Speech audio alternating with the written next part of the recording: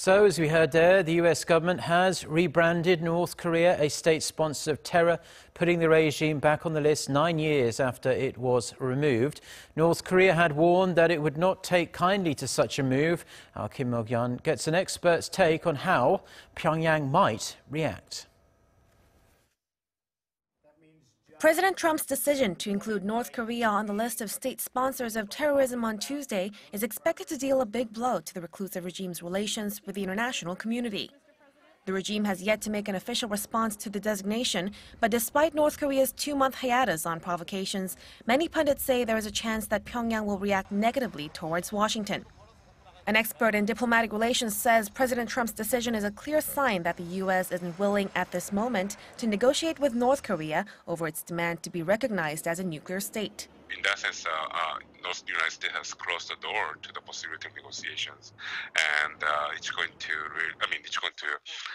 going to impact North Korean behavior from now on in a negative manner. Definitely, this explanation is a clear indication that the United States is not going to talk to North Korea as equals.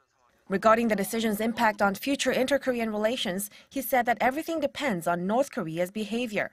If North Korea refrains from carrying out provocation, then it increases the chance of a successful inter-Korean dialogue.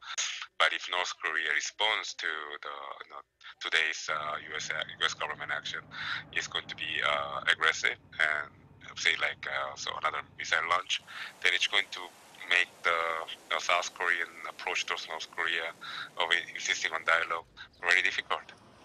In the case of China, the expert said North Korea's ties are already strained, but not to the extent of the regime's relations with the U.S. However, he added that with the latest news and with the prediction that the Chinese envoy to Pyongyang, Song Tao, was not able to meet the North Korean leader during his recent trip, ties between the countries could worsen.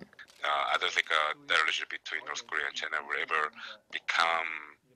reach such a negative state, but it's possible that the relationship between the two countries will deteriorate further with increasing breakdown of communication between the two countries.